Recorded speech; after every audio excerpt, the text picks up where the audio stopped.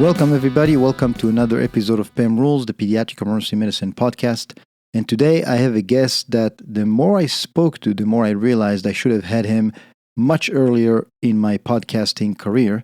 I realized a few months ago that I've had a lot of pediatric subspecialists in my show, talking to them about pediatric emergency medicine and their field, but I've yet to have a primary care physician on the show, and primary care physicians are probably the physicians I interact with the most, since they very often call us and send patients that they're worried about, which we always appreciate, and it's very important to have communication between these two entities. So today I'm going to talk to Noah Makovsky, who is a primary care physician in Denver, Colorado. I contacted Noah a few months ago, and he was more than happy to help. So welcome, Noah. Welcome to PEM Rules. Let me just introduce you to the listeners. Noah is a primary care physician, pediatrician in Denver, Colorado. He went to medical school at the University of Colorado Medical School. He then traveled west and went to General Pediatric residency, just like me, at the Children's Hospital of LA. In 2002, following residency, he went back to Denver to start his career as a private pediatrician or primary care pediatrician in a private practice. In 2007, Noah and a medical school friend opened Colorado Kids, which is pediatric primary care, which has now 2 locations and 15 pediatric providers. Noah is also very involved in the Pediatric Care Network, a clinically integrated network in collaboration with the Children's Hospital of Colorado, which I know very well because it's a very good children's hospital. Welcome to the show, Noah. How are you? I'm doing great. Thank you very much for the introduction, and it is great to be here. Appreciate it. Likewise, thank you.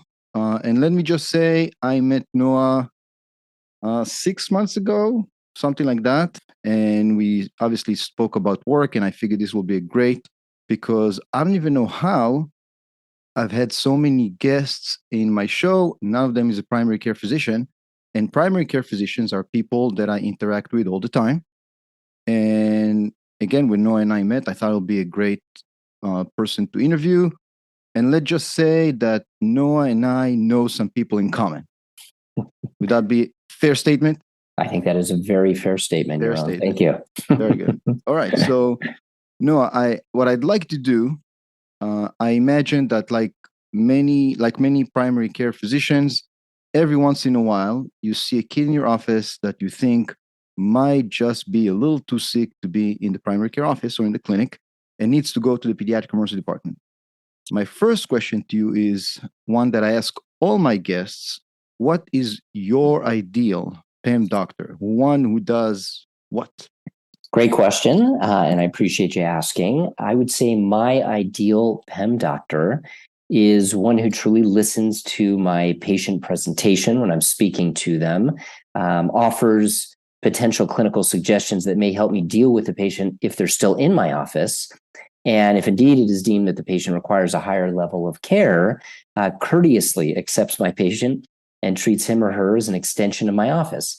That is recognizing that the patient will return to my office for follow-up and longer-term care following their visit to the emergency department. Very good. I agree with all the above. And, I really respect it when primary care's physician call me before they send the kid because it always leads to better communication. I know that sometimes they're busy and it doesn't work, which is fine. But I often get calls from primary care who are about to send me a patient to the pediatric emergency department. And I have a little rule that I always accept gladly 100% of the patients they sent. It doesn't matter what it is. I just ask for 2 things, hopefully before the patient leaves the clinic. I always ask for the last set of vital signs. And if anything looks a little bit suspicious to me or terribly wrong, I just ask that they send the child by ambulance. My experience, at least here in Florida with EMS, is that they do a great job, get an IV, give oxygen if the kid needs anything like that. The second thing, I ask the primary care physician not to tell the parents what will actually happen in the emergency department, but rather build me up for success by saying something like, Mom and Dad, I'm a bit worried about your little son, your little daughter. I'm a little worried they may have appendicitis. I'm sending you to the pediatric emergency department. And over there's a doctor, there's a specialist. He's going to take care of you. I'm going to relate my concerns to him. or her, but they're gonna take care of it from this point on. Do you agree with those 2 points? What else do you think the PCP and the PEM doctors should discuss in those situations? Great question, and I do appreciate that. I do agree generally with those two requirements from PCPs prior to PCP sending the patient to the ED. I think my only comment would be that often the patient or the parents are looking to better understand what may be happening when they eventually make it to the emergency department. And they often will ask their PCP due to the trusting relationship that they've formed over many, many years. So I agreed it is never a good idea for me to tell parents exactly what to expect.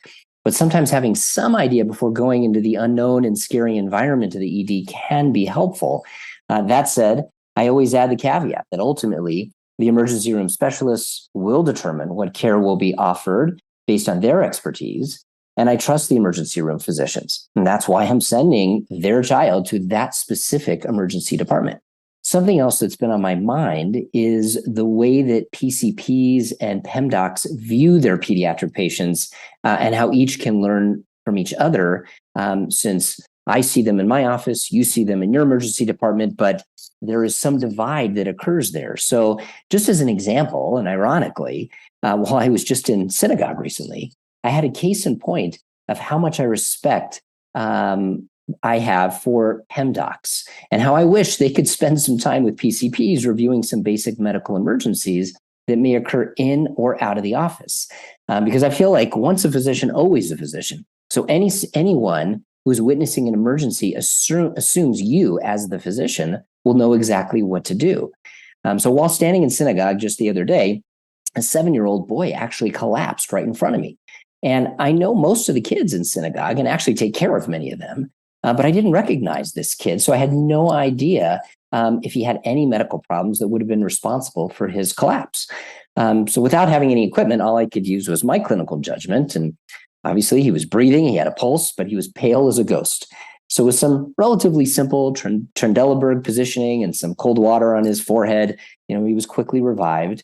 And it turns out after questioning his mother for a little bit, they came from sea level. They'd just gotten to Denver. He likely did not acclimate to the Denver altitude, and certainly he didn't drink enough. So we decided to hydrate him up and say, you can go home, because he had quite a walk home once he actually voided. And the experience, though, made me feel as if I felt somewhat prepared, but nervous at the same time, even though this ended up being a relatively simple case. But it did make me feel that way, and I wish that we had more connections with the PEM docs to make us feel more confident as primary care physicians in those situations. Very good. So my answer to that will be number one, great job. I probably would have done exactly the same. I got to say, Noah, you're very, very comprehensive. I think of tachycardia as a sign of dehydration. And once the kid is not tachycardic, I get them out of the ER. You waited for the kid to void because you're that comprehensive. So that's great. And I love how you guys have a phrase for people who came from out of Denver, came from sea level. That's hilarious. But yeah, that probably contributed to his presentation. I got to say, this is also a very good idea for future episode. Maybe we can discuss things that you guys as primary care would like to know more about and how us PEM doctors can provide that education. I think that I know I would appreciate that. And I imagine many of my primary care colleagues would as well. It just reminds me of the few times I've been traveling on a plane and the request came over the loudspeaker for a doctor. And I was either the only doctor on the plane or apparently the only doctor willing to come forward. And generally speaking, most of the people on planes are not little people. They are oftentimes older people that seem to be having problems. And the bottom line is it can be terrifying. Especially for somebody like me who's in private practice as a pediatrician. We deal with a lot of acute care, but we rarely deal with true emergencies in our office. And the further I get away from residency, the less prepared I may feel to deal with these situations. So I think it would be incredible if there was a way to connect up with the PEM docs teaching and reviewing with somebody like me and my colleagues, at least their top maybe 5 to 10 emergencies that may occur in or out of the office setting to help us know how to deal with these situations. So if we can make that happen, I think everybody wins. No, I think that's a great idea. You just inspired me again, like I said, for the content for future episodes, and I always look for content. So stay tuned. I think that can be a great idea. Sounds good.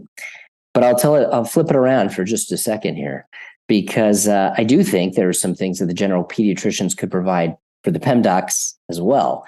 Likely, I'm sure you see many visits to the ED that may be questionable emergencies, yet the parents are beyond stressed and they need reassurance more than anything to help them move on to another day. Some PEM docs are really excellent at doing this, but others may not feel adequately trained to do so, or do not feel it's their place.